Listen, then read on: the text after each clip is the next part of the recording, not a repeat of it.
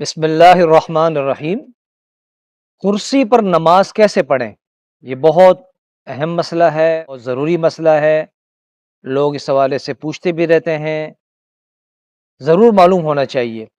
دیکھیے، سب سے پہلی بات تو یہ سمجھنے کی ہے، کرسی پر پڑھی جانے والی جو نماز ہے یہ ایک معذوری اور مجبوری کی نماز ہے، اور یہ اشاروں کی نماز کہلاتی ہے۔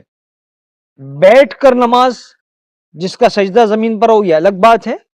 کرسی کی نماز بیٹھ کر نماز نہیں ہے، بلکہ یہ اشاروں کی نماز کہلاتی ہے۔ اس کے الگ احکامات ہیں، اس کا الگ طریقہ کار ہے۔ اس میں سب سے بنیادی بات جو سمجھنے کی ہے اور جس کو عمل کرنا چاہیے، جس پر عمل کرنا بہت ضروری ہے، وہ یہ ہے کہ جو شخص بھی کسی عذر کی وجہ سے زمین پر سجدہ نہیں کر سکتا، بیٹھ کر یا کسی بھی طریقے سے زمین پر سجدہ نہیں کر سکتا، تو وہ کرسی پر نماز پڑھنے کی اس کو اجازت ہے۔ کرسی پر وہ نماز پڑھ سکتا ہے، رخصت ہے اس کو۔ وہ شخص معذور کہلائے گا، چاہے وہ بڑی عمر کے ہوں، بزرگ ہوں، جوان ہوں، کوئی بھی ہو سکتا ہے، کسی کو بھی کوئی عذر لاحق ہو سکتا ہے، مجبوری ہو سکتی ہے۔ لیکن اگر سجدہ زمین پر نہیں کر پا رہے ہیں تو کرسی پر نماز پڑھیں گے، ادروائز کرسی پر نماز نہیں پڑھ سکتے۔ اگر آپ زمین پر بیٹھ کر سجدہ کر سکتے ہیں تو آپ کرسی پر نماز نہیں پڑھ سکتے۔ سب سے پہلی اور بنیادی بات تو یہ ہے۔ اب ہم آتے ہیں کہ کرسی پر نماز کیسے پڑھی جائے گی۔ اس میں بہت غلط فہمیاں ہیں اور غلط طریقے سے نماز پڑھی جاتی ہے، اس لیے پتہ نہیں ہوتا لوگوں کو۔ تو آج ہم اس کو سمجھتے ہیں، اور خوب اچھی طرح سمجھ لیجئے کہ کرسی پر جب آپ نماز پڑھتے ہیں تو پہلی بات تو یہ ہے کہ اگر آپ باجماعت نماز پڑھ رہے ہیں تو کرسی والے بھی صف بندی کا ویسے ہی خیال رکھیں گے جیسا کہ باقی لوگ خیال رکھتے ہیں۔ پہلی بات، کرسیوں کو ملا کے اور صف جیسے بنائی جاتی ویسے بنائیں گے، گیپ نہیں ہونا چاہیے کرسیوں کے درمیان۔ دوسری بات یہ ہے کہ کرسیاں وہ صفوں کے سائیڈ میں ہونی چاہیے، دائیں طرف یا بائیں طرف۔ درمیان میں کرسی رکھنا، امام کے پیچھے کرسی رکھنا، یہ بالکل نامناسب طریقہ ہے، غلط طریقہ ہے۔ اس سے باقی صف جو ہے وہ خراب ہوتی ہے، ڈسٹرب ہوتی ہے۔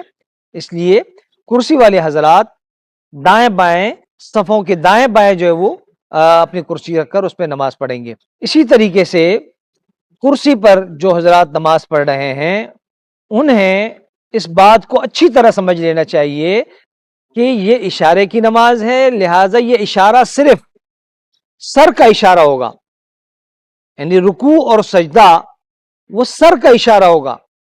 اس میں پورا نہیں جھکا جاتا، ہاتھ کو آگے پیچھے نہیں کیا جاتا، سر کے اشارہ ہوتا ہے۔ میں آپ کو طریقہ کر کے بتاتا ہوں، وہ نماز پڑھ کے دکھاتا ہوں کیسے کرسی کی نماز پڑھتے ہیں۔ دیکھیے، اللہ اکبر کہہ کر، اللہ اکبر، آپ نے ہاتھ باندھ لیا۔ اب آپ جب رکوع میں جا رہے ہیں تو ہاتھ چھوڑ کے آپ ہاتھ اپنے رانوں پر رکھ دیں گے اور ہلکا سا سر کو جھکائیں گے، اللہ اکبر، سر کو ہلکا سا خم دیں گے، جھکائیں گے، اور پھر سمیع اللہ لمن حمیدہ، سر اٹھا لیا۔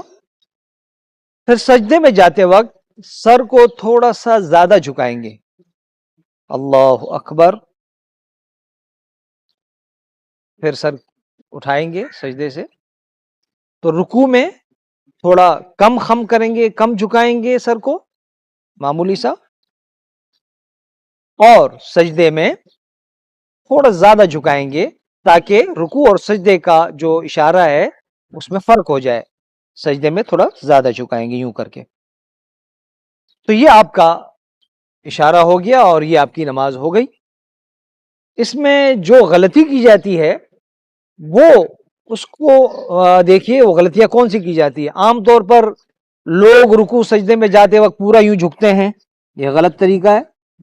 پورا نہیں جھکیں گے بلکہ صرف سر کو خم کریں گے، سر کو جھکائیں گے۔ اسی طرح بعض لوگ ہاتھوں کو آگے کرتے ہیں، رکوع میں جاتے ہیں تو یوں ہاتھ آگے کریں گے، ہاتھ آگے نہیں کرنے ہیں، ہاتھ اپنی جگہ پر رہیں گے، چاہے آپ رکوع کر رہے ہیں چاہے آپ سجدہ کر رہے ہیں، ہاتھ بالکل اپنی جگہ پر رانوں پر رہیں گے، صرف آپ نے سر کو ہلکا خم کرنا ہے، سر کو جھکانا ہے بس، باقی نہ ہاتھ آگے پیچھے ہوں گے، نہ آپ کی کمر جو ہے وہ زیادہ جھکے گی، کمر کو نہیں جھکانا ہے۔ یہ ہے کرسی پر نماز پڑھنے کا طریقہ۔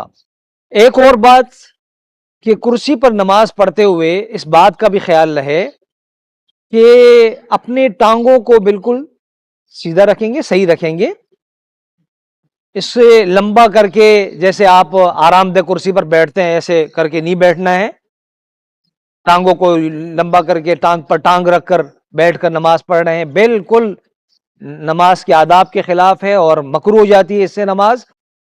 اس لیے ان باتوں کا خاص طور پر ہمیں خیال رکھنا چاہیے، کرسی پر نماز پڑھنے کے جو آداب ہیں، جو طریقہ کار ہے، اس کو ہمیں اچھی طرح سمجھنا اور سیکھنا چاہیے۔